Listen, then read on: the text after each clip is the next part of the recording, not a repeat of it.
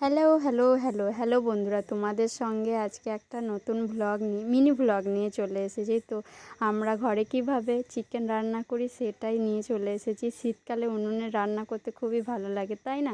চলো, প্রথমেই কড়াইয়ে তেল দিয়ে দিয়েছিল, বাবা রান্না করেছিল। তারপরে পেঁয়াজ একটু লাল লাল হয়ে গেলে লবণটা একসঙ্গেই দিয়ে দিয়েছিল বাবা। তারপর টমেটো দিয়ে দিয়েছিল। তারপরে যা যা মশলা বেটেছিল, মানে জিরে বাটা, আদা রসুন বাটা, আর আমার মেয়ে খাবে বলে মানে কোনো লঙ্কা বাটা দেওয়া হয়নি, তবে দেব শুকনো লঙ্কা গুঁড়ো, যেগুলো প্যাকেটের হয় সেইগুলোই দেবে। তারপরে দেখো মশলাটা কষিয়ে নিচ্ছে কষাক। ততক্ষণে একটা তোমাদেরকে কথা বলি যে শীতকালে উনুনে রান্না কে কে করো বলো, আর কার কারো কেমন লাগে সেটা বলো। এই দেখো, তারপরে আমার বাবা হলুদ দিয়ে দিয়েছিল, তারপরে এই লঙ্কা গুঁড়ো, আর এটা কিন্তু সানডে স্পেশাল ছিল। তোমরা কিন্তু কেউ ভেবো না যে ইউটিউব থেকে বা অন্য কোথাও অনলাইন থেকে দেখে এই রান্নাটা করছি। আমরা ঘরে যেভাবে রান্না করি সেই রান্নাটাই তোমাদের সঙ্গে শেয়ার করছি।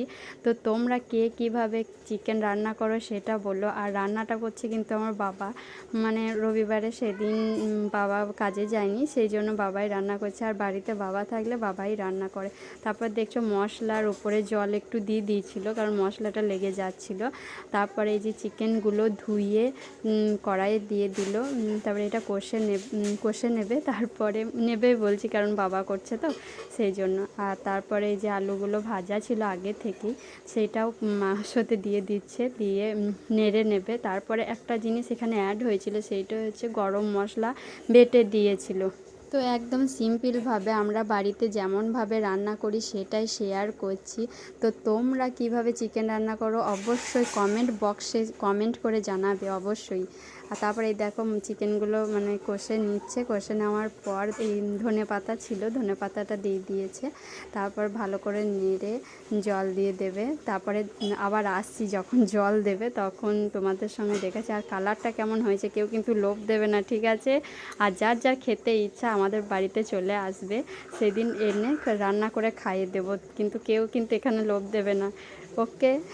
তোমরা কারা কারা এই জিনিসটা করো বলবে অবশ্যই, ঠিক আছে? যে কষা মাংস খেতে কে কে ভালোবাসো। আমাদের জন্য বাবাই রান্না করুক বা মাই রান্না করুক, কষা মাংস কিন্তু তুলে রাখি। আর এই দেখো পাশেই কিন্তু তুলছে, আমরা খাবো। আর আমি এখানে বলছিলাম যে আর তুলতে হবে না, বেশি অনেকজন আছে সেই জন্য হবে না। এই দেখো তারপরে জল দিয়ে দিচ্ছি। আর কে কে বাটি নিয়ে চলে যাও সেটাও অবশ্যই কমেন্ট করে জানাবে। আমরা কিন্তু যাই, কিন্তু আজকে আমি ভিডিও বানাচ্ছিলাম বলে থালাতে তুলে দিল।